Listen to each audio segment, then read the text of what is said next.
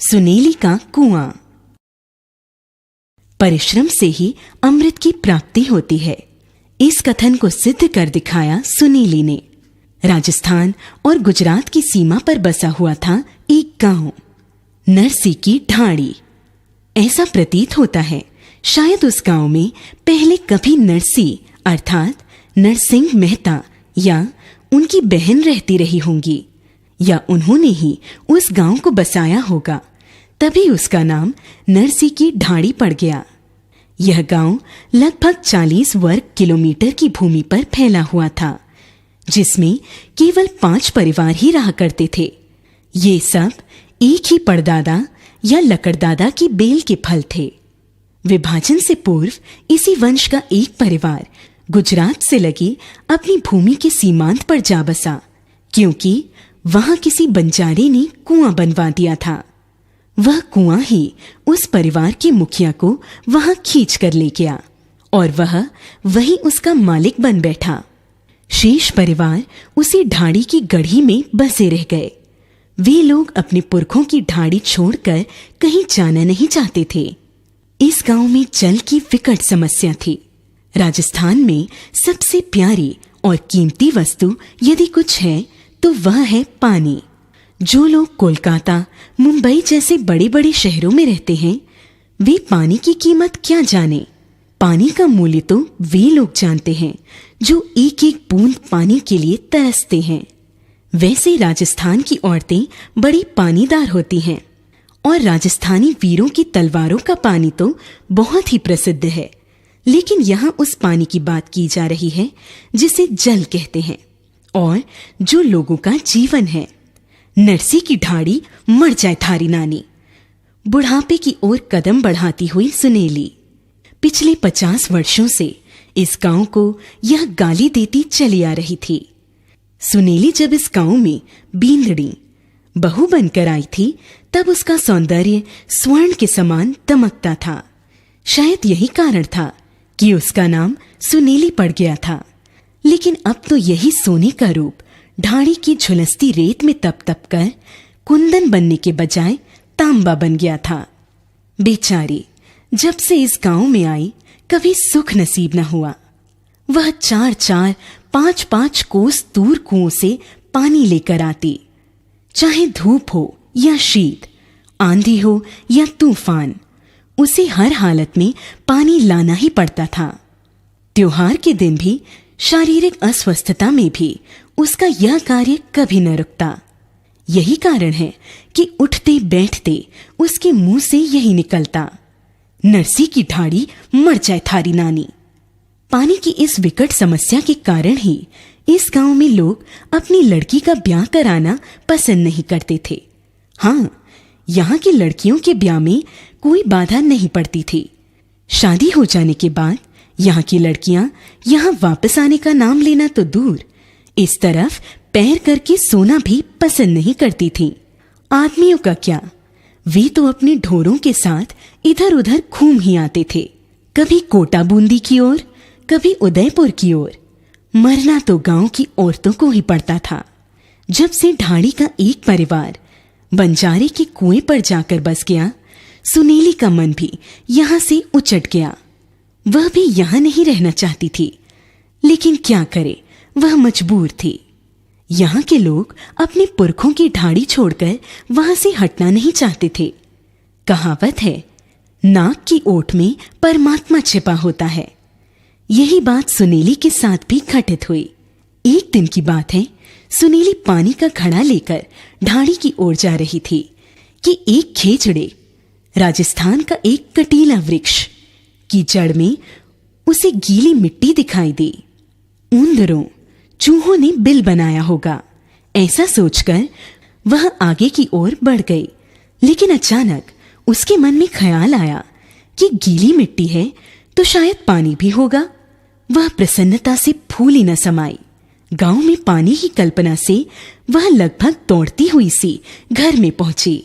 पनहड़ी पर खड़ा रखते समय प्रायः वह ढाणी को गाली जरूर देती थी, लेकिन आज उसके मुंह से गाली नहीं निकली, बल्कि उसे पिछली गालियों का पश्चाताप भी हो रहा था। उसने शीघ्र अपने दोनों बेटों को बुलाया और बोली, चलो फावड़ा लेकर मेरे साथ आओ, हम लोग कुआं खोदेंगे। सुनेली की बात सुनकर दोनों बेटे हंसने लगे।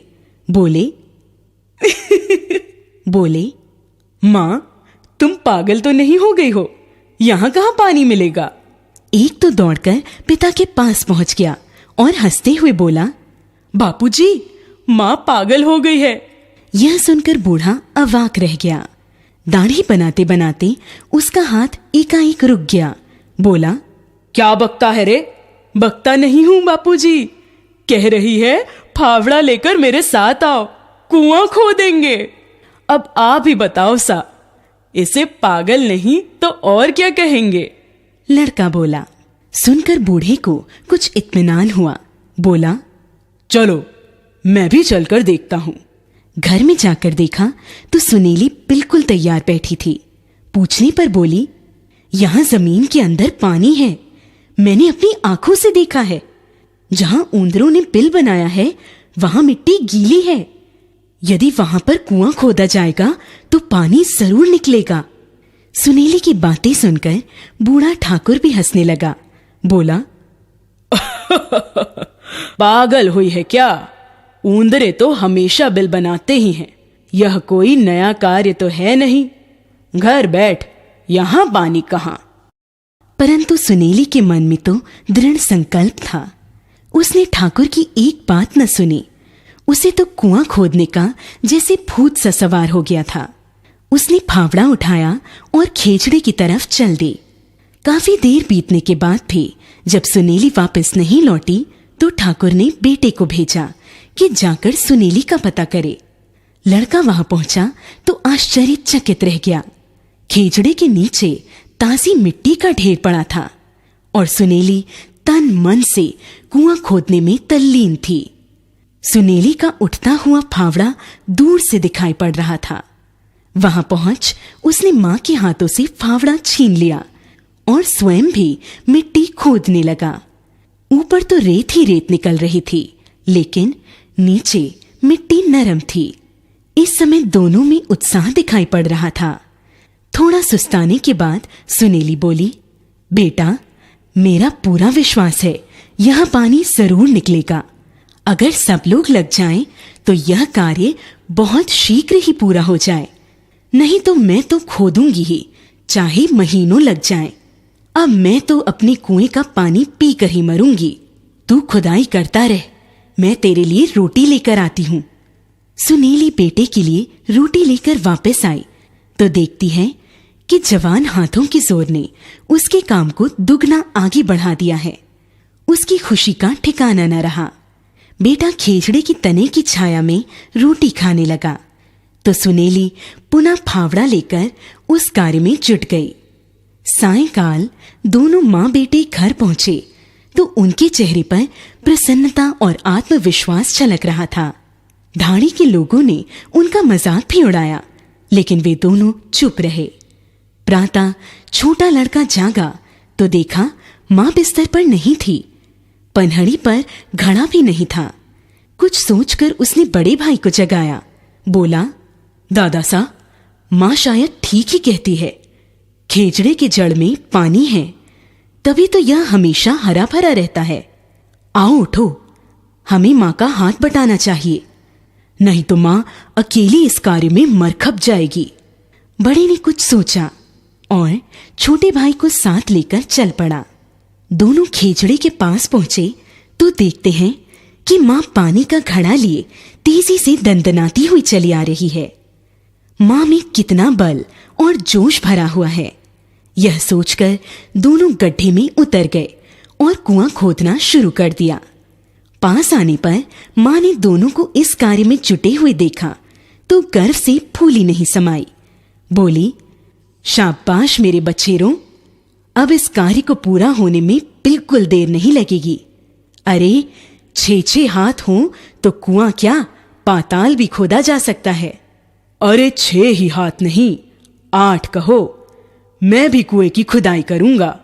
फावड़ा जमीन पर रखते हुए बूढ़ा ठाकुर बोला। यह देखकर सुनीली के हाथों में हाथी के समान बल आ गया। वह खुशी से बोली, अरे, जिसके 2-2 जवान बेटे हों और जिसका धनी भी ऐसा पौरुष दिखाए, उसे किस बात की चिंता।